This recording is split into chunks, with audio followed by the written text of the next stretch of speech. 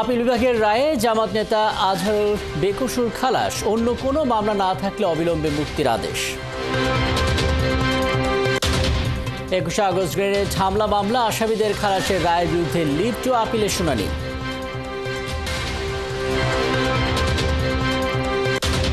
সরকারি চাকরি অধ্যাদেশের প্রতিবাদ, চতুর্থ দিনে গড়ানো বিক্ষোভে প্রায় অচল সচিবালয়, প্রচুর বিজিবি সেনা পুলিশ মোতায়েন। রাতে জাপান যাচ্ছেন প্রধান উপদেষ্টা, 7টি সমঝোতা স্মারক সহ $1 বিলিয়ন বাজেট সহায়তার প্রত্যাশা। ভারতের সাথে আলোচনায় প্রস্তুত পাকিস্তান, কাশ্মীর সমস্যা এবং পানি নিরাপত্তা নিয়ে আলোচনায় আগ্রহী শেহবাজ শরীফ।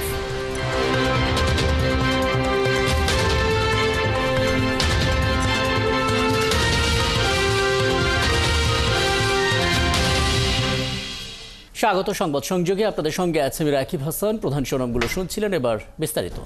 মানবতা বিরোধী অপরাধের মামলায় জামাত নেতা ATM আজহারুল ইসলামকে খালাস দিয়েছে আপিল বিভাগ এবং মৃত্যুদণ্ডের রায়ের বিরুদ্ধে আপিল করেছিলেন তিনি। প্রধান বিচারপতি ডক্টর সৈয়দ রেফাত আহমেদের নেতৃত্বাধীন 7 সদস্যের বেঞ্চ এই রায় দেন। দর্শক, এই রায় নিয়ে আরও বিস্তারিত জানতে চাই, হাইকোর্ট থেকে যুক্ত হচ্ছেন সহকর্মী সৈকত সাদিক। সৈকত, একটু বলবেন আরও একবার আদালত পর্যবেক্ষণে কি বলছে এবং একটু ধারণা দিয়ে দেবেন এর পরবর্তীতে আর কি কি কার্যক্রম রয়েছে এবং দুই পক্ষের আইনজীবীর বক্তব্যে যা পাওয়া গেল সেটা একটু জেনে নিতে চাই আপনার কাছ থেকে। সৈকত। রাকিব, আপনি জানেন যে 9:50-এর দিকেই কিন্তু আজকে এজলাস শুরু হয়। প্রধান বিচারপতি ডক্টর সৈয়দ রেফাত আহমেদের নেতৃত্বাধীন 7 সদস্যের আপিল বিভাগে কিন্তু আজকে এই জামায়াতের একজন শীর্ষ নেতা ATM আজহারুল ইসলাম, যিনি প্রায় 12 বছরের বেশি সময় ধরেই মানবতা বিরোধী অপরাধের মামলায় কিন্তু মৃত্যুদণ্ডপ্রাপ্ত সাজা হওয়ার পরে কিন্তু কারাগারে আছেন, তাকেই কিন্তু আজকে আদালত আজকে তার যে রিভিউ আবেদন ছিল এই আদেশের বিরুদ্ধে সেটা আপিল মঞ্জুর করে কিন্তু তাকে আজকে খালাস দেওয়া হলো। এরপরে তার পক্ষের যে আইনজীবী শিশির মনির, তিনি গত 8 মে যেদিন সর্বশেষ শুনানি হয়েছিল এই মামলার, তখন তিনি প্রত্যাশা করেছিলেন যে তার যে মক্কেল যিনি আসামি তাকে আজকে সাজা তার মৌকুফ হবে, তিনি খালাস পাবেন, সেরকম একটা প্রত্যাশা তার ছিল এবং তিনি তার জায়গা থেকে বিভিন্ন ধরনের যুক্তিও তুলে ধরেছিলেন। আজকেও তিনি আবার বললেন যে আজকে আদালত যেই আদেশ দিল এবং এই আদেশের মাধ্যমেই সত্যের বিজয় হলো, ন্যায় বিচার তারা পেয়েছেন এবং তারা বলেন এটাই কোনো প্রথম মামলা যে আন্তর্জাতিক অপরাধ ট্রাইব্যুনালের মানবতা বিরোধী অপরাধ মামলার মৃত্যুদণ্ড কোনো আসামি তারা বেকসুর খালাস পেলেন। এবং তিনি আরও জানালেন যে আজকে আদালতে যেই আদেশ দেওয়া হয়েছে সেখানে আগে যেই রায়গুলো দেওয়া হয়েছিল সেই রায়ের সাজাগুলো বাতিল করা হয়েছে, এরকম একটা আদেশ দেওয়া হয়েছে, এরকমই তিনি আইনি ব্যাখ্যা জানালেন। এবং তিনি বলেন আদালত আবার কিন্তু একটা খুব সংক্ষিপ্ত একটা অর্ডার দিবে, যে অর্ডারটি দ্রুত হাতে পাওয়ার পরেই কিন্তু তারা ATM আজহার জামাতের ভারপ্রাপ্ত সেক্রেটারি জেনারেল ছিলেন, তখন তিনি মুক্তি পাবেন, এরকম একটা প্রত্যাশা করলেন। এবং তার পাশাপাশি জামাতের পক্ষেও জামাতের একজন নায়েবে আমির তিনিও কথা বললেন এবং তাদের মধ্যে তারা আজকে যে সন্তুষ্ট, তারা আজকে ন্যায় বিচার পেয়েছেন। এবং জামাতের পক্ষ থেকে জানালেন যে যেহেতু 11:30টায় তাদের আরেকটা ব্রিফিং আছে রাজধানীর ডিপ্লোমা ইঞ্জিনিয়ার্স ইনস্টিটিউট মিলনায়তনে, সেখানে তাদের জামাতের পক্ষ থেকে পরবর্তী করণীয় কী বা কী করবেন এবং এই রায়ের বিষয়ে তারা আনুষ্ঠানিক প্রতিক্রিয়া জানাবেন। আর এই রায়কে কেন্দ্র করেই কিন্তু আজকে জামাতের অনেক শীর্ষ নেতারাই আজকে হাজির হয়েছিলেন এজলাস কক্ষে। জামাতের অনেক আইনজীবী ছিলেন, যেহেতু আপনাকে আগেই বললাম যে রাকিব, জামাতের যে আইনজীবী ছিল ATM আজহারুল ইসলামের পক্ষে শিশির মনির, তিনি বারবার বলে আসছিলেন যে আজকে সর্বোচ্চ আদালত থেকে তারা আসামি যে খালাস পাবেন সেই বিষয়ে তারা বারবার বলে আসছিলেন, যেহেতু আজকে সংক্ষিপ্ত অর্ডার দিয়েছেন এবং আদেশটি পাওয়ার পরেই কিন্তু আমরা অনেক কিছু আরও জানতে পারবো পূর্ণাঙ্গ অর্ডারের পরেও। এবং এরপরে কিন্তু প্রসিকিউশনের পক্ষ থেকেও গাজী MS তামিম, যে এখন যে প্রসিকিউটর হিসাবে আছেন, তিনিও আদালতে আজকে জানিয়েছেন যে আন্তর্জাতিক অপরাধ ট্রাইব্যুনালের আইন সংশোধন হয়েছে, তখন কি পরিপ্রেক্ষিতে কোন আইনে তখন বিচার হয়েছে এবং এই 5ই আগস্টের সরকার পতনের পরে আইন কিভাবে সংশোধন হয়েছে, মানে মোট কথা যে তারা জামাতের পক্ষ থেকে বারবার বলে আসছিল যে এই মামলার যে সাজা দেয়া হয়েছিল তখন আন্তর্জাতিক মান বজায় রাখা হয়নি, যেহেতু একটা আন্তর্জাতিক অপরাধ ট্রাইব্যুনাল, তখন আন্তর্জাতিক মানদণ্ড বজায় রাখা হয়নি, সেটা তারা বারবার বলে আসছিলেন। এবং তারা বলে আসছিলেন যেই সব সাক্ষী সেই পূর্ণাঙ্গ আদেশটা আসলে কখন পাওয়া যেতে পারে, আরো একবার যদি একটু ধারণা দিতেন সৈকত, যে কতটা আমরা আসলে পেতে পারি বা কবে পেতে পারি? শিক্ষার্থী ছিলেন, বয়স অল্প ছিল, কিন্তু তাকে যেভাবে সুপিরিয়র কমান্ড্যান্ট, তাকে একজন জামাতের শীর্ষ নেতা হিসেবে দেখানো হয়েছে এবং রাজনৈতিকভাবে এইভাবে অনেক কিছু আদালতে কিন্তু আগের বার বলেছিলেন। তবে এখন পর্যন্ত যেহেতু তিনি খালাস পেয়েছেন, পূর্ণাঙ্গ রায়টি বের হওয়ার পরে কিন্তু পুরোপুরি বাকি বিষয়গুলো জানা যাবে, পুরো স্পষ্ট হবে পূর্ণাঙ্গ রায়টি হাতে আসার পর। এবং নিশ্চয়ই সেই সৈকত আপনি আছেন, আপনার কাছ থেকে সেই পূর্ণাঙ্গ রায় প্রকাশ হলে আরো বিস্তারিত হয়তো আমরা জানবো। এবং ধন্যবাদ যুক্ত হওয়ার জন্য। বেশ কিছু কার্যক্রম আদালতের আছে, সেগুলো পরবর্তীতে জেনে যাব। সহকবি সৈকত সাদিক আমাদের সঙ্গে হাইকোর্ট থেকে যুক্ত হয়েছিলেন। এবং এর আগে আমরা দেখেছি এর প্রেক্ষিতে আইনজীবীদের বক্তব্য এবং জামাতে আইনজীবী শিশির মনিরের বক্তব্য আমাদের হাতে আছে। চলুন একটু দেখে আসি দর্শক। আদালতের সামনে উপস্থাপিত সাক্ষ্য প্রমাণ অ্যাসেসমেন্ট করা ছাড়াই জনাব এটিএম আজহারুল ইসলাম সাহেবকে ফাঁসি দেওয়া হয়েছিল। এবং আরেকটি ইম্পর্টেন্ট কথা বলেছেন যে পৃথিবীর ইতিহাসে এটি একটি ট্র্যাভেস্টি অফ ট্রুথ, অর্থাৎ বিচারের নামে অবিচার। আরো বলেছেন যে সমস্ত তথ্য প্রমাণ আদালতে হাজির করা হয়েছিল অতীতের আপিল বিভাগ তা সঠিকভাবে বিবেচনা করতে ব্যর্থ হয়েছে। ফলশ্রুতিতে আজকে জনাব এটিএম আজহারুল ইসলাম সাহেবকে বেকসুর খালাস প্রদান করেছেন। বাংলাদেশের ইতিহাসে নয়, পৃথিবীর ইতিহাসে এটি একটি নজিরবিহীন ঘটনা হয়ে থাকবে। আমি কোর্টকে ধন্যবাদ জানাই এবং এই দেশবাসীদের প্রতি আমি ধন্যবাদ জানাই, কৃতজ্ঞতা জানাই।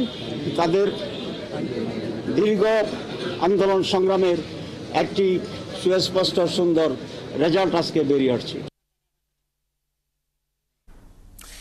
ওদিকে 21শে আগস্ট গ্রেনেড হামলা মামলায় সব আসামি খালাসের রায়ের বিরুদ্ধে রাষ্ট্রপক্ষের লিভ টু আপিলের শুনানি আছে। বিচারপতি আশফাকুল ইসলামের নেতৃত্বে 5 বিচারপতির বেঞ্চে এই শুনানি হবার কথা রয়েছে। আসামি পক্ষের আইনজীবীদের প্রত্যাশা হাইকোর্টের আদেশ বহাল থাকবে আপিল বিভাগেও। এর আগে গেল 1 ডিসেম্বর 21শে আগস্ট গ্রেনেড হামলার ঘটনায় হত্যা এবং বিস্ফোরক দ্রব্য আইনের মামলায় বিএনপির ভারপ্রাপ্ত চেয়ারম্যান তারেক রহমান সহ সব আসামিকে খালাস দিয়ে রায় দেন হাইকোর্ট। পরে 19 মার্চ এই মামলায় সব আসামির খালাসের বিরুদ্ধে আপিল করে রাষ্ট্রপক্ষ। 2004 সালে 21শে আগস্ট বঙ্গবন্ধু এভিনিউয়ে সাবেক প্রধানমন্ত্রী শেখ হাসিনার সমাবেশে গ্রেনেড হামলার ঘটনা ঘটে এবং ওই ঘটনায় আওয়ামী লীগের 24 নেতাকর্মী নিহত হন। আলোচিত ওই ঘটনার পর হত্যা এবং বিস্ফোরক দ্রব্য আইনে 2টি মামলা হয়।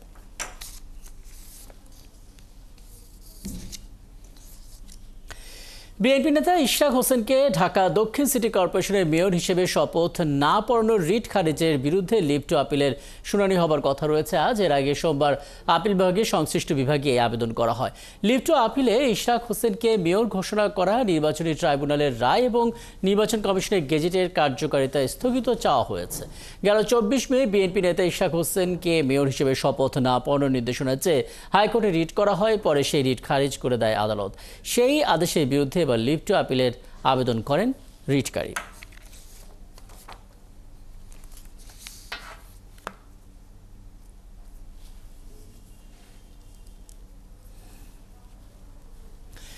ওদিকে মেয়র হিসেবে ইশরাক হোসেনের শপথ পড়ানোর দাবিতে আজও নগর ভবনে আন্দোলন করার কথা রয়েছে সমর্থকদের। 24 ঘন্টার মধ্যে শপথ পড়ানো না হলে কঠোর আন্দোলনে যাবার হুঁশিয়ারি দিয়েছেন তারা। এ বিষয়ে আরও আপডেট নিতে চাই, আমাদের সঙ্গে যোগ দিচ্ছেন সহকবি মনির বিল্লাত। মনির, বলা হচ্ছিল 24 ঘন্টার আলটিমেটাম দেওয়া হয়েছে এবং তাতে কাজ না হলে তারপর তারা কর্মসূচি দেবেন এবং আন্দোলনে নামবেন। ঠিক কতটুকু সময় আসলে ঘড়ির হিসেবে বাকি আছে 24 ঘন্টা আলটিমেটাম শেষ হতে এবং আন্দোলন করার কথা রয়েছে, সে আন্দোলনটা শুরু হয়েছে কিনা এখনকার আপডেটটা একটু জানাবেন মনির।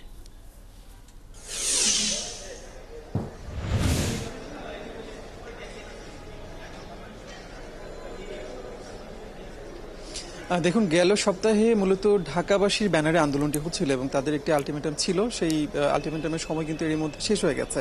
এই সপ্তাহে আমরা এখন পর্যন্ত ঢাকাবাসীর ব্যানারে ঢাকা দক্ষিণ সিটি কর্পোরেশনের সামনে কোনো ধরনের বিক্ষোভ দেখিনি। মূলত ঢাকা দক্ষিণ সিটি কর্পোরেশনের শ্রমিক কর্মচারী যারা রয়েছেন তাদের একটি অংশ এই মুহূর্তে আন্দোলন করছেন। গতকালও তারা আন্দোলনে ছিলেন, আজকের দিনেও সেই কর্মসূচি আছে। আমি সকাল থেকেই দক্ষিণে নগর ভবনে আছি। আজকে সকাল থেকে যেটি দেখছি যে মূল গেট এখনো বন্ধ রয়েছে। বলা চলে যে 14তম দিনের মতো ঢাকা দক্ষিণ সিটি কর্পোরেশনের নগর ভবন একেবারেই অচল। সব ধরনের নাগরিক সেবা বন্ধ, দাপ্তরিক কাজকর্ম বন্ধ রয়েছে। যারা এখানকার কর্মকর্তা কর্মচারী রয়েছেন তাদের অনেকেই অফিসে আসেন নিয়মিত, কিন্তু যেহেতু এখন পর্যন্ত নগর ভবনের সবগুলো গেটই তালাবদ্ধ, তারা তাদের অফিসে যেতে পারছে না এবং দাপ্তরিক সব ধরনের কাজ এখন পর্যন্ত বন্ধ রয়েছে। আর যেটি বলছিলাম যে ঢাকাবাসীর ব্যানারে এখন আর আন্দোলন হচ্ছে না, মূলত এখন আন্দোলনটি করছেন নগর ভবনের দক্ষিণ সিটি কর্পোরেশনের বিভিন্ন যে শ্রমিক ইউনিয়ন যেগুলো রয়েছে সেই সমস্ত ইউনিয়নের যারা সদস্য রয়েছেন তারা মূলত সেই আন্দোলনটি করছেন। মূল গেটের ছবি আপনি দেখতে পাচ্ছেন যে সেখানে আমরা দেখছি যে শ্রমিকদের একটি অংশ সেখানে অবস্থান করছেন। তার পাশাপাশি ভেতরের একটি অংশে আমরা দেখছি যে সেখানেও আন্দোলনকারীরা রয়েছেন। এই শ্রমিক কর্মচারীরা পরিষ্কার করে বলছেন যে নির্বাচিত একজন মেয়র না থাকার কারণে নগর ভবনের স্বাভাবিক যে কার্যক্রম, নাগরিক সেবা, সেগুলো দিতে তাদের সমস্যা হয়। এখানে যদি একজন প্রশাসক থাকেন, অনির্বাচিত কেউ থাকেন, সেক্ষেত্রে তাদের সেবা দিতে, নগরবাসীকে সেবা দিতে সমস্যা হয়। সেই জায়গাতে তারা একজন নির্বাচিত মেয়রকে চাচ্ছেন। সেই জায়গাতে যেহেতু আদালতের এক ধরনের পর্যবেক্ষণ আছে এবং গত সপ্তাহে সেই বিষয়টি একেবারে সুরাহা হয়ে গেছে, তারা বলছেন যে ইশরাক হোসেনকে শপথ পড়িয়ে মেয়রের দায়িত্ব দিতে কোনো ধরনের আর বাধা নেই। এই মুহূর্তে সরকার শুধুমাত্র বিষয়টি নিয়ে গড়িমসি করছে, যে কারণে এই বিষয়টি এখন পর্যন্ত এরকম অচল অবস্থা চলছে। তারা দাবি করছেন যে ইশরাক হোসেনকে দ্রুত শপথ পড়িয়ে যেন মেয়রের দায়িত্ব দেয়া না হয় এবং যতক্ষণ পর্যন্ত সেই দায়িত্বটি দেয়া না হচ্ছে, দাবি পূরণ না হচ্ছে, ততক্ষণ পর্যন্ত তারা তাদের আন্দোলন চালিয়ে যাবেন। আর বলছিলাম যে নাগরিক সেবা পুরোপুরি বন্ধ। আমরা শুরুর দিকটাতে দেখতাম যে নগরবাসীর অনেকেই সেবা নেবার জন্য আসতেন, কিন্তু লম্বা একটা সময় ধরে যেহেতু আন্দোলন চলছে, তারা জেনে গেছেন যে দক্ষিণে নগর ভবন একেবারে অচল হয়ে গেছে, সেখানে সব ধরনের সেবা কার্যক্রম বন্ধ, যে কারণে এখন আর খুব বেশি নগরবাসীকে আমরা পাই না যারা আসলে নাগরিক সেবা নেবার জন্য এখন আসেন। এই হচ্ছে মোটামুটি পরিস্থিতি। এই সংকট আসলে কবে কাটবে সেটি এখন পর্যন্ত একেবারে অস্পষ্ট।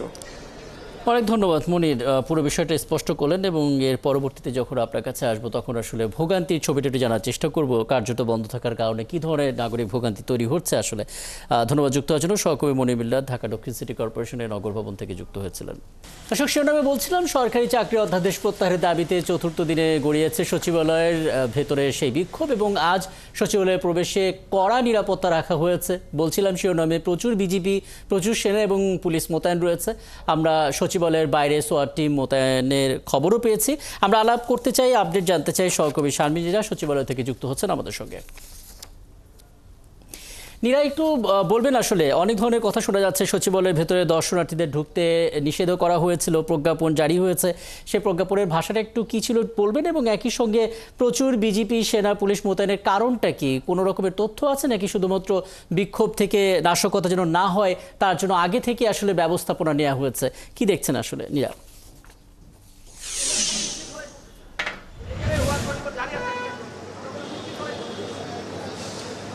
অনেক বড় প্রশ্ন, তবে আপনার যে প্রশ্ন সেই প্রশ্নের মধ্যেই এক ধরনের উত্তর লুকিয়ে আছে। তবে নাশকতার আশঙ্কা থেকে যদি আসলে এটি হয়ে থাকে সেটি জানবার জন্য আমাদের আরও কিছুক্ষণ অপেক্ষা করতে হবে, কারণ এই মুহূর্তে পারচেজে ক্যাবিনেট ডিভিশনে সরকারি ক্রয় সংক্রান্ত উপদেষ্টা পরিষদের বৈঠক চলছে। সেই বৈঠক শেষ হলে 12টা নাগাদ যখন ব্রিফিং হয় সেখানে কয়েকজন উপদেষ্টা থাকবেন। আমরা হয়তো তাদের কাছ থেকে জানবার চেষ্টা করব যে নাশকতার কোনো আশঙ্কা ছিল কিনা। তবে গণমাধ্যমের চোখে আমরা বলতে পারি যে ধারণা করতে পারি আমাদের 10-12 বছরের অভিজ্ঞতা দিয়ে যে নাশকতার আশঙ্কা করছে, কারণ আপনি জানেন সচিবালয় হচ্ছে কেপিআই এলাকা। আপনি দেখছেন যে সোয়াতের টিম রয়েছে, আমরা 2 নম্বর গেটে রয়েছে যেখান দিয়ে মূলত গাড়ি প্রবেশ করে। সোয়াতের টিম রয়েছে, এর বাইরে পুলিশ রয়েছে। সৌভাগ্যক্রমে ঢুকতে দেয়নি যদিও, কিন্তু সৌভাগ্যক্রমে আমার একটু ঢোকার সুযোগ হয়েছিল। পরে যদিও আইনশৃঙ্খলা বাহিনীর সদস্যরা অনুরোধ করাতে আমরা ক্যামেরা নিয়ে বেরিয়ে এসি এবং আমরা দেখেছি যে সচিবালয়ের ভেতরে আপনি তো জানেন যে সেনা সদস্যরা রয়েছে, এর বাইরে বিজিবি, পুলিশের সদস্যরাও রয়েছে। তবে আমাদের কাছে যে তথ্য এখন পর্যন্ত আছে যে আন্দোলনকারী যারা কর্মচারী ছিলেন গেল 3 দিন, আজকে আন্দোলন চতুর্থ দিন গড়িয়েছে, তারা কিন্তু আজকে ঠিকই জমায়েত হয়েছে, যদিও তাদের বক্তব্য নেওয়ার সুযোগ হয়নি। কতক্ষণ তারা সেখানে জমায়েত থাকবে সেটি আমরা জানবার চেষ্টা করব। আমরা একটু আইন শৃঙ্খলা বাহিনীর সদস্য রয়েছেন বারেক সাহেব, আমরা যদি তার কাছ থেকে একটু জেনে নিতে চাই যে আপনাদের কাছে আসলে কি ধরনের ইনস্ট্রাকশন এসেছে স্বরাষ্ট্র মন্ত্রণালয় থেকে আজ প্রবেশের ক্ষেত্রে। আজকে কোনো ধরনের গাড়ি ঢুকবে না ওই পার্স স্টিকার ছাড়া। আমরা যে আছে ওই কার্ড আছে, স্থায়ী কার্ড, তাদের সেটা দেখে আমরা ব্যবস্থা নিচ্ছি। আর বাইরে কোনো মিটিংয়ের চিঠি বা ইত্যাদি এখন আর এলাও হচ্ছে না। গণমাধ্যমের ক্ষেত্রে কেন বিধিনিষেধ, যারা আমরা নিয়মিত সংবাদ সংগ্রহ করি? এখন আপনারা ঢুকবেন 12টার পরে থেকে নির্দেশনা আছে, এখন আপাতত এখন ঢুকতেছে না। আজকে ভেতরের জমায়েতের ক্ষেত্রে আমরা শুনেছি যে ভেতরে গেল 3 দিনের মতো চতুর্থ দিন আজও জমায়েত হয়েছে, যারা কর্মচারীদের আর কি একটি বড় অংশ, আজও তারা জমায়েত, তাদের জমায়েত হওয়ার ক্ষেত্রে কোনো বিধিনিষেধ আছে কিনা আপনার? এটা ভিতরের বিষয়, এটা আমি তো গেটে ডিউটি করতেছি, এখন এটা ভিতরের বিষয়, এটা তারা জমায়েত হয়েছে কিনা এটাও আমি বলতে পারবো না এখন পর্যন্ত তারা আছে কিনা এটা আমার জানা নাই। পুলিশের সদস্যরা নিয়মিতই সচিবালয়ে থাকে, আরও কয়েক বাহিনীর লোকজনকেও আমরা দেখতে পাচ্ছি, সেটা কি কারণে? তার জন্য আজকে নিরাপত্তা বাড়ানো হয়েছে, এটার জন্য আজকে এক্সট্রাভাবে নিরাপত্তা দেওয়া হয়েছে। কোনো রকম নাশকতার আশঙ্কা আপনারা করছেন কিনা, সেজন্যই কি এই বাড়তি প্রস্তুতি? না, এরকম কোনো কিছু না। ধন্যবাদ আপনাকে। রাকিব, আমরা শুনছিলাম যে বাড়তি নিরাপত্তার জন্য, তিনি বলছেন যে নিরাপত্তার জন্য দেওয়া হয়েছে, তবে নাশকতার কোনো আশঙ্কার তথ্য তাদের কাছে আসলে নেই, এটি আসলে সতর্কতামূলক এক ধরনের প্রস্তুতি। এর বাইরে যদি জানাই যে গত 3 দিন ধরে তো আন্দোলন চলছে, আজ চতুর্থ দিন, এবং কর্মচারী যারা রয়েছেন তারা গতকাল স্বরাষ্ট্র উপদেষ্টার সাথে তারা গেল পরশু দেখা করেছেন, গতকাল আইন উপদেষ্টার সাথে তাদের বৈঠক হওয়ার কথা ছিল, কিন্তু সেটি হয়নি। তারা বলেছেন যে তাদের দাবি আদায় না হওয়া পর্যন্ত তারা আসলেই আন্দোলন চালিয়ে যাবেন। এর বাইরে আমার কাছে বক্তব্য আছে বৈষম্য বিরোধী যারা কর্মচারী রয়েছেন তাদের একটি সংগঠনের একজন এসেছিলেন, তিনি কথা বলেছেন কিছুক্ষণ আগে। তিনি 2টি দাবির স্পষ্ট করেছেন, সেটি হচ্ছে এই যে কালো আইন, তারা এই নিবর্তনমূলক আইনকে, যেটি সরকারি চাকরিজীবীদের জন্য যে অধ্যাদেশটি হয়েছে গেল 3 দিন আগে, যেটি আসলে গেজেট আকারে প্রকাশিত হয়েছে, 2 দিন আগে গেজেট আকারে প্রকাশিত হয়েছে, তারা বলছেন এটি কালো আইন, এই কালো আইনকে বাতিল করতে হবে। পাশাপাশি ফ্যাসিস্ট সরকার বা সাবেক আওয়ামী লীগ সরকারের আমলে যারা আসলে সুবিধাভোগী ছিল তাদের খুঁজে বের করে তাদের বিরুদ্ধে, তারা এখনও সচিবালয়ে রয়েছে, তাদের বিরুদ্ধে আসলে ব্যবস্থা নিতে হবে। কি ভাবছে সরকার? আমাদের হয়তো 12টা নাগাদ প্রবেশের একটা সুযোগ মিলবে, আমরা হয়তো তখন জানবো, এবং কর্তৃপক্ষের ভাবনা, উপদেষ্টা পরিষদের ভাবনা তখন আমরা আসলে জানতে পাবো। এবং আমরা অপেক্ষায় আছি। সাবিনীরা অনেকগুলো তথ্য আসলে বাইরে দাঁড়িয়ে যতটুকু সম্ভব সবটুকু আসলে জানালেন, এবং একটা ধারণা আমরা পেলাম। পরবর্তীতে নিশ্চয়ই আবারও আপনার মাধ্যমে আমরা সরাসরি সম্প্রচারে থাকবো এবং আপডেট জানার চেষ্টা করব। সহকর্মী শারমিনীরা সচিবালয় প্রাঙ্গণ থেকে আমাদের সঙ্গে যুক্ত হয়েছিলেন। দর্শক, ওসমানী স্মৃতি মিলনায়তনের সামনে গণসমাবেশের আয়োজন করেছে জুলাই বিপ্লবী ছাত্র জনতা। সংস্কার বিরোধী আমলাদের যে অপসারণ, সে অপসারণের দাবিতেই মূলত এই সমাবেশের তারা ডাক দিয়েছেন, এবং সেখানে আছেন সহকর্মী নিবিড় সাহা, তিনি আমাদের সঙ্গে যুক্ত হচ্ছেন। একটু আপডেট জানার চেষ্টা করি।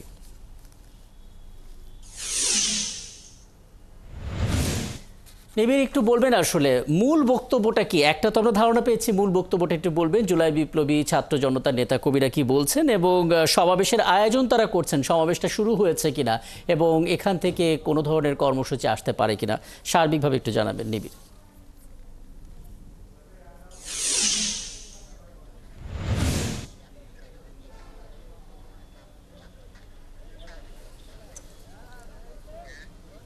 রাকিব, আসলে সমাবেশটি কিন্তু এখন পর্যন্ত শুরু হয়নি, যেহেতু সকাল 11:30টায় সময় দেওয়া ছিল, তবে এখনও কিন্তু 11:30 বাজেনি এবং সমাবেশটি শুরু হয়নি। তবে একটু জানিয়ে রাখি যে গতকাল রাত থেকেই কিন্তু এই যে সচিবালয়ের ঠিক বিপরীত পাশে ওসমানী মিলনায়তনের গেটে কিন্তু আসলে জুলাই মঞ্চ নামে একটি সংগঠনের কয়েকজন কিন্তু অবস্থান নিয়েছেন, এবং সকাল থেকে তারা কিন্তু এখানে আছেন, এবং তারা কিন্তু বলছেন যে আসলে এই যে সচিবালয়, এনবিআর সহ যত বাংলাদেশের দুর্নীতি উৎখাতের দাবি জানাচ্ছেন তারা, এবং সেখান থেকে কিন্তু সেই দাবি থেকেই তারা স্লোগান দিচ্ছেন। এবং কিছুক্ষণ আগে আমরা দেখেছি যেহেতু এই সচিবালয় এলাকায় 144 ধারা জারি করা হয়েছে, এবং সেই 44 ধারার মধ্যে সভা সমাবেশ এবং গণজমায়েত নিষিদ্ধ করা হয়েছে, তো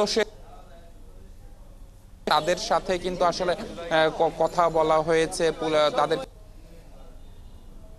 যেহেতু তো আমরা পরবর্তীতে দেখেছি যে পুলিশ তাদের সাথে কথা বলে আসলে সেখান থেকে তারা কিন্তু এখন স্লোগান দিচ্ছে ফ্যাসিবাদের যারা দোসররা রয়েছে, যারা আমলারা রয়েছে ফ্যাসিবাদের, তাদের উৎখাতে, এবং তারা যেমনটি বলছেন যে আসলে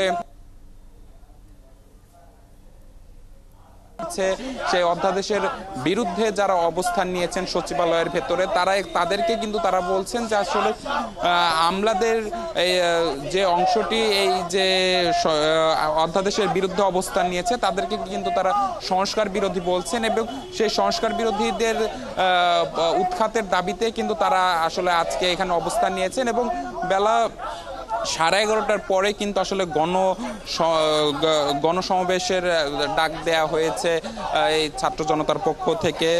তো এখন পুলিশের সাথে আমি কথা বলেছিলাম, যেহেতু আজকে মঙ্গলবারের জন্য সচিবালয়ে প্রবেশাধিকার বন্ধ করা হয়েছে জনসাধারণের, সেই সাথে যমুনা এবং সচিবালয় এলাকায় যে 144 ধারা জারি করা হয়েছে, অর্থাৎ সভা সমাবেশ গণজমায়েত নিষিদ্ধ করা হয়েছে।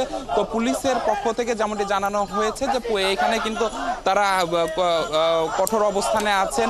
এখানে আমি দেখেছি যে সকাল থেকে কিন্তু নিরাপত্তা ব্যবস্থাও জোরদার করা হয়েছে। পুলিশ সদস্যদের পাশাপাশি সোয়াট সদস্যদেরও কিন্তু এখানে আমরা দায়িত্ব পালন করতে দেখেছি। তো এখানে দায়িত্ব পালন করতে দেখেছি, এবং সবকিছু মিলিয়ে যদি বলা যায় যে আরো কিছুক্ষণ পর এবং 11:30টার কথা বলা হচ্ছিল, এখন 11:25, তার মানে আরো মিনিট 5 বাকি আছে এটা শুরু হতে, এবং সেখানে নিশ্চয়ই শুরু হলে আপনার মাধ্যমে জানার চেষ্টা করব, এবং জানার চেষ্টা করব যে আমলাদের কথা বলা হচ্ছে, সে আমলাদের কোনো তালিকা তাদের কাছে আছে কিনা যে সুনির্দিষ্টভাবে তাদের বিরুদ্ধে তারা অবস্থান করছে, সেটাও জানার চেষ্টা করব। ধন্যবাদ যুক্ত হওয়ার জন্য। আমাদের সঙ্গে ওসমানী মিলনায়তনের সামনে থেকে যুক্ত হচ্ছিলেন সহকর্মী নিবিড় সাহা। শিরোনামে বলছিলাম, 4 দিনের সফরে আজ জাপান যাচ্ছেন অন্তর্বর্তী সরকারের প্রধান উপদেষ্টা ডক্টর মোহাম্মদ ইউনূস। দিবাগত রাতে টোকিওর উদ্দেশ্যে ঢাকা ছাড়বেন প্রধান উপদেষ্টা, এবং এই সফরে কয়েকটি গুরুত্বপূর্ণ ঘোষণা আসতে পারে। সফরে জাপানের সঙ্গে 7টি সমঝোতা স্মারক সই হবার কথাও রয়েছে। বাংলাদেশকে $1 বিলিয়ন বাজেট সহায়তার ঘোষণা দিতে পারে জাপান। টোকিও সফর করে জাপানের পররাষ্ট্রমন্ত্রী, জাপান আন্তর্জাতিক উন্নয়ন সংস্থা জাইকার president, Japan external trade organization জেট্রোর প্রেসিডেন্ট ডক্টর ইউনূসের সঙ্গে সৌজন্য সাক্ষাৎ করবেন। 29 মে জাপানের টোকিওতে নিক্কেই ফোরামে অংশ নেবেন ডক্টর মোহাম্মদ ইউনূস সহ তার সফর সঙ্গীরা। পরদিন 30 মে জাপানের প্রধানমন্ত্রী শিগেরু ইশিবার সঙ্গে দ্বিতীয় বৈঠক করবেন ডক্টর ইউনূস। প্রধান উপদেষ্টা একটি বিজনেস সেমিনারেও অংশ নেবেন। পবিত্র ঈদ উল আজহা উপলক্ষে ঘরমুখো মানুষের যাত্রার 7ম দিনে ট্রেনের আসনের টিকিট বিক্রি হচ্ছে আজ। যাত্রীদের সুবিধার্থে শতভাগ আসনের টিকিট এবার অনলাইনেই বিক্রি হবে। আগামী 7 জুন অনুষ্ঠিত হবে বিবেচনায় নিয়ে ট্রেনের আসনের অগ্রিম টিকিট বিক্রি শুরু করে বাংলাদেশ রেলওয়ে। সকাল 8টা থেকে বাংলাদেশ রেলওয়ে পশ্চিমাঞ্চলের চলাচল করা ট্রেনের টিকিট বিক্রি শুরু হয়। দুপুর 2টায় বিক্রি হবে পূর্বাঞ্চলের চলাচল করা ট্রেনগুলোর আসনের টিকিট। এবার কেবল ঢাকা থেকে দেশের বিভিন্ন গন্তব্যে যাওয়া আন্তনগর ট্রেনগুলোর মোট আসন সংখ্যা থাকছে 33,315টি। প্রতিজন টিকিট প্রত্যাশী 4টি আসনের টিকিট একবার একসঙ্গে সংগ্রহ করতে পারবেন। কেনা টিকিট ফেরত নেবে না রেলওয়ে কর্তৃপক্ষ।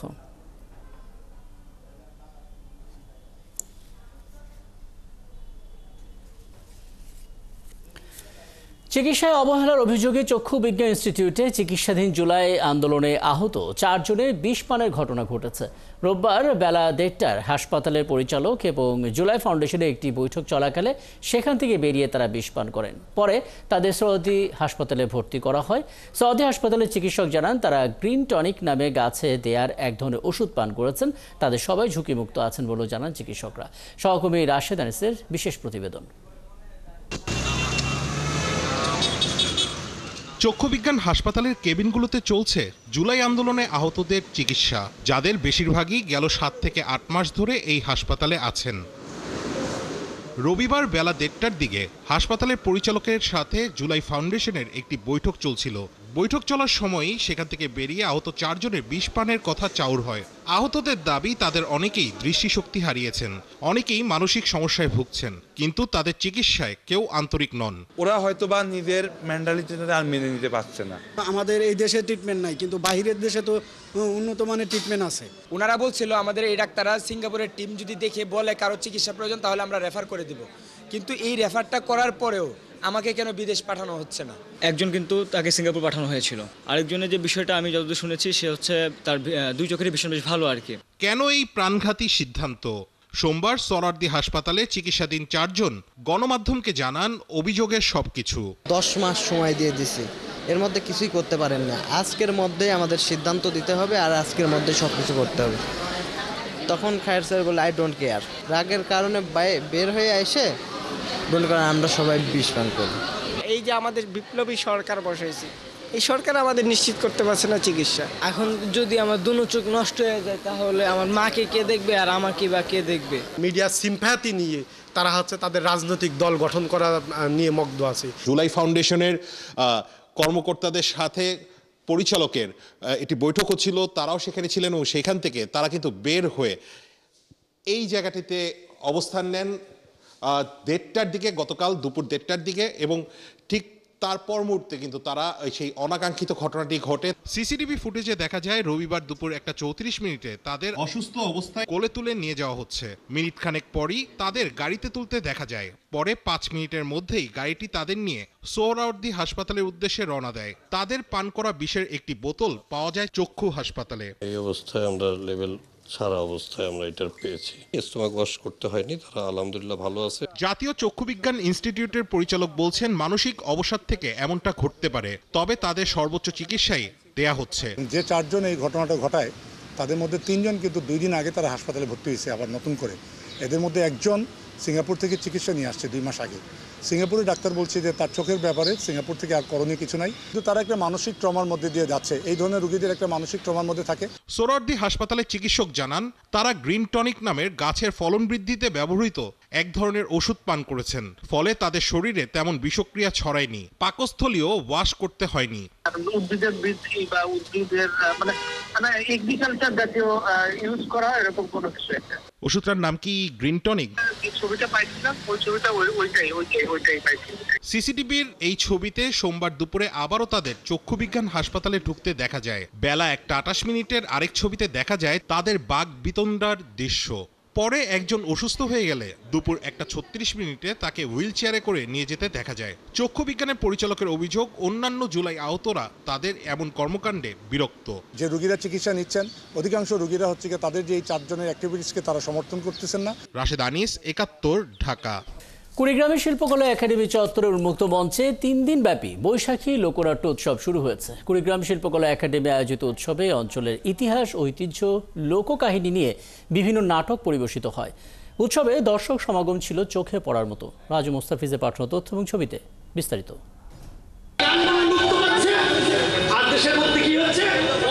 কুড়িগ্রামের আঞ্চলিক ভাষা প্রাধান্য দিয়ে সাজানো হয়েছিল সংলাপ। 3 দিনের উৎসবে এই অঞ্চলের ইতিহাস, ঐতিহ্য, লোককাহিনী নিয়ে এসব সংলাপের নাটক পরিবেশিত হয়। এগুলোর কোনোটিতে ছিল গানের প্রাধান্য, কোনোটিতে নাচের, আবার কোনোটিতে ছিল অভিনয়ের প্রাধান্য। এতে বাল্যবিবাহ প্রতিরোধে সচেতনতামূলক বিভিন্ন নাটকও পরিবেশিত হয়। কুড়িগ্রামের শিল্পকলা একাডেমি চত্বরের উন্মুক্ত মঞ্চে জেলা শিল্পকলার বিভিন্ন শিল্পীরা ভাওয়াইয়া, দেশাত্মবোধক গান ও নৃত্য পরিবেশন করে। লোকনাটক উৎসবে নাটক দেখতে জেলা শিল্পকলা প্রাঙ্গণে দর্শক সমাগম ছিল চোখে পড়ার মতো। রাষ্ট্রীয়ভাবে পালাগানের প্রসারে পৃষ্ঠপোষকতা ও এর শিল্পীদের সরকারিভাবে সহায়তার দাবি জানান উৎসবে অংশ নেওয়া শিল্পীরা।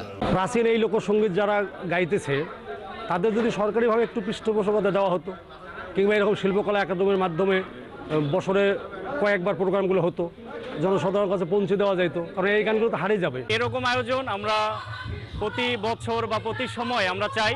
লোকনাট্য সহ সংস্কৃতির বিলুপ্ত প্রায় সবাঙ্গীকে ফিরিয়ে আনতে এ ধরনের উৎসব আরও জরুরি বলে মনে করেন সংশ্লিষ্টরা। যুব সমাজ, সাধারণ মানুষ, খেটে খাওয়া মানুষ, কুড়িগ্রামের জেলার আমার যেমন ভাওয়াইয়া আছে ঐতিহ্য, সেরকম আমাদের কুষাণ গান, পালা গান হারিয়ে গিয়েছে, এটাকে ধরে রাখতে হবে। লোকসংস্কৃতির অন্যতম উপাদান লোকনাট্য, পালাগানকে আরও ছড়িয়ে দেওয়ার পরিকল্পনা নেওয়া হয়েছে বলে জানান জেলা শিল্পকলা একাডেমির এই কর্মকর্তা। বাংলাদেশের প্রতিটা জেলায় এই অনুষ্ঠানটি আয়োজন হতে যাচ্ছে, এমনকি হচ্ছে। তারই ধারাবাহিকতায় আজকে কুড়িগ্রাম জেলায় এই অনুষ্ঠানটি অনুষ্ঠিত হলো। আমরা দৃঢ়ভাবে আশাবাদ ব্যক্ত করছি এর মাধ্যমে এই লোকনাট্য যেই শিল্প মাধ্যমটি সকলের কাছে পৌঁছে যাবে, এমনকি আরও জনপ্রিয়তা অর্জন করবে। কুড়িগ্রাম জেলা শিল্পকলা একাডেমি এবং কুড়িগ্রাম জেলা প্রশাসনের সহযোগিতায় নাট্যকলা ও চলচ্চিত্র বিভাগ আয়োজিত উৎসবের উদ্বোধন করেন অতিরিক্ত জেলা প্রশাসক হাসান আহমেদ, ৭১। দর্শক, ঠিক এই মুহূর্তে জামায়াতে ইসলামীর সংবাদ সম্মেলন চলছে এবং সেখানে দলটির আমি ডাক্তার শফিকুর রহমান কথা বলছেন। আমরা সরাসরি চলে যাচ্ছি সেখানে। মহান রবের দরবারে হৃদয়ের গভীর থেকে শুকরিয়া আদায় করছি, আলহামদুলিল্লাহ। প্রিয় সাংবাদিক বন্ধুগণ, আপনারা জানেন বাংলাদেশ জামায়াত ইসলামী বিগত শেখ হাসিনার স্বৈর শাসনামলে ভয়ঙ্কর ধরনের জুলুমের শিকার হয়। জুলুম করে আমাদের বুক থেকে এক এক করে 11 জন শীর্ষ দায়িত্বশীল নেতাকে মিথ্যা মামলায় সাজানো পাঠানো আদালত এবং মিথ্যা সাক্ষীর মাধ্যমে কার্যত জুডিশিয়াল কিলিং করা হয়েছে।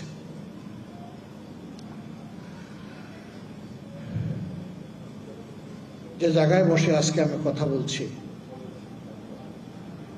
দীর্ঘদিন আপনারা এমন একটি অবস্থানে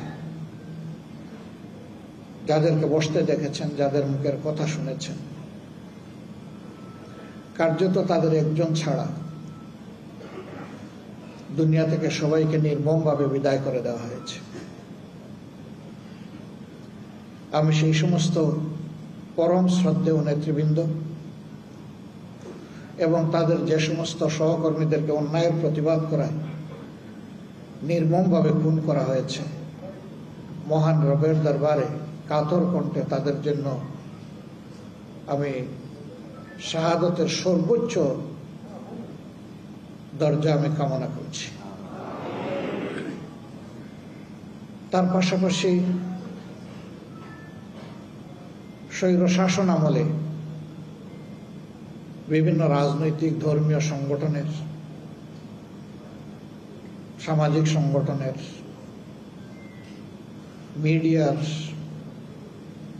কর্মীবৃন্দ এবং সাধারণ প্রতিবাদী জনগণ যাদেরকে নির্মমভাবে খুন করা হয়েছে, বিশেষ করে 24-এর গণবিপ্লবের সময় যাদেরকে হত্যা করা হয়েছে, আল্লাহ তাআলার দরবারে দোয়া করে আল্লাহ তাদেরকেও শহীদ হিসাবে কবুল করুন। এই সকল শহীদ পরিবারের সম্মানিত সদস্যবৃন্দের প্রতি আমাদের সীমাহীন ভালোবাসা, শ্রদ্ধা এবং কৃতজ্ঞতা। মহান রবের দরবারে দোয়া করি তিনি যেন তাদেরকে এর উত্তম বদলা দুনিয়া এবং আখিরাত দুই জায়গায় দান করেন এবং শহীদদের সাথে আল্লাহ তাআলা তাদেরকেও যেন পরম মায়ার ঠিকানা জান্নাতের জন্য কবুল করেন। আমরা যারা তাদের দায়িত্ব কাঁধে নিয়ে আমাদের যোগ্যতার সীমাহীন ঘাটতি থাকা সত্ত্বেও এগিয়ে চলার চেষ্টা করছি, আল্লাহ তাআলা তার কুদরতি হাত দিয়ে এই জাতি এবং দ্বীনের খেদমতের জন্য আমাদেরকে কবুল করুন। আপনারা জেনেছেন ইতিমধ্যেই আজকে বাংলাদেশের সর্বোচ্চ আদালতের সুপ্রিম কোর্টের পূর্ণাঙ্গ বেঞ্চ আমাদের রিভিউ আবেদন শুনানির পর তার রায় আজকে ঘোষণা করেছেন। এই রায়ে আমাদের সম্মানিত মজলুম নেতা এবং ভাই জনাব আজহারুল ইসলামের বিরুদ্ধে আনীত সকল অভিযোগ থেকে তাকে খালাস দেওয়া হয়েছে। আলহামদুলিল্লাহ রাব্বিল আলামিন। আজ বড় মনে পড়ে জাতির এই সংকট মুহূর্তে কঠিন বাঁকে আমাদের মাথার তাজ এই সমস্ত নেতৃবৃন্দ যদি বেঁচে থাকতেন,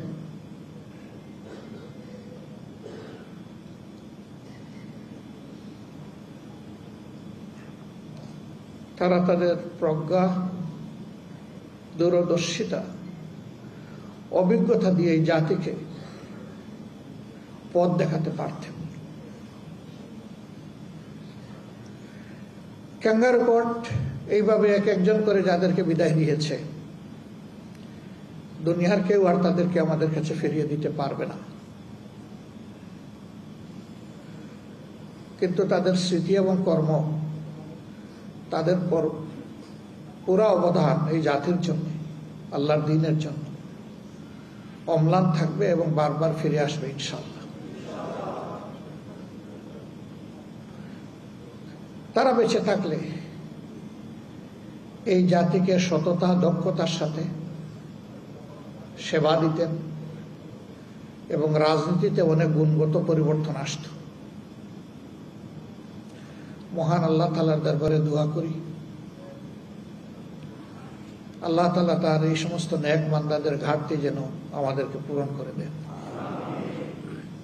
প্রিয় সম্মানিত ভাইয়েরা, এই মামলাগুলা পরিচালনা করতে গিয়ে সীমাহীন জালিয়াতির আশ্রয় নেওয়া হয়েছে।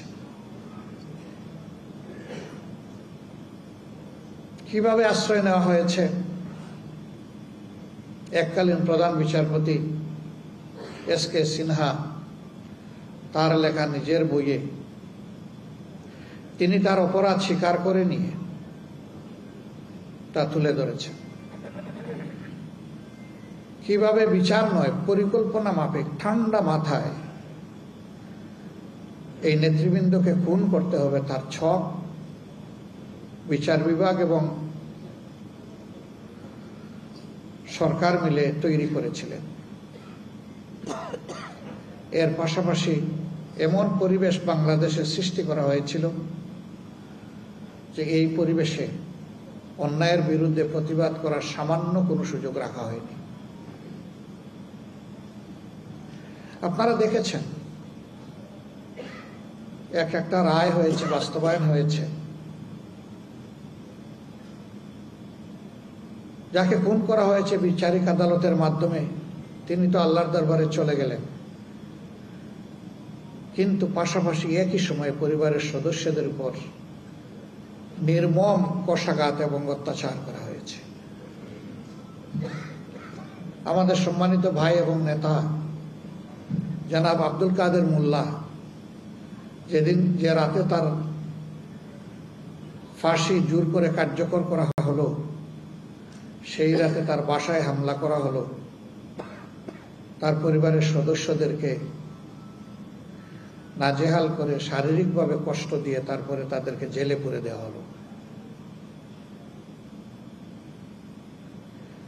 এক একটা পরিবার ছিন্ন ভিন্ন হয়ে গিয়েছে। কোথায় কে গিয়েছে দেশে বিদেশে হিসাব পাওয়া কঠিন, এরকম অবস্থা। আজকে যার রায় হলো, তার একটা মেয়ে ছাড়া দেশে আর কেউ নেই। ছেলেটাও দেশ থেকে চলে যেতে বাধ্য হয়েছে। মাঝখানে একবার হিম্মত করে এসেছিল, ভয়ঙ্কর ছাপ তার উপর তৈরি হওয়ার কারণে আমরাই বলেছি, বাবা তুই চলে যা। স্কাইপ কেলেঙ্কারির ঘটনা গোটা বিশ্বে নিন্দিত হয়েছে, তিরস্কৃত হয়েছে। গোটা বিচার প্রক্রিয়ার সময় দুইটা টর্চার সেল গড়ে তোলা হয়েছিল। একটার নাম দেওয়া ছিল সেফ হোম, আর একটার নাম দেওয়া হয়েছিল সেফ হাউস।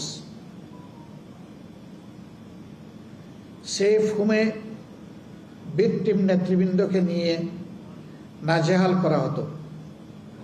সেখানে জিজ্ঞাসাবাদের উচ্চ আদালতের ডিরেকশনও ফলো করা হয়নি, লঙ্ঘন করা হয়েছে। নির্গুম রেখে ঘন্টার পর ঘন্টা, দিনের পর দিন তাদের উপর অত্যাচার চালানো হয়েছে। আপনারা ছিলেন দর্শক জামাত ইসলামীর আমিরের সংবাদ সম্মেলনে এবং নিশ্চয়ই তার বক্তব্যের আরও বিস্তারিত থাকবে আমাদের পরবর্তী সংবাদ সংযোগগুলোতে।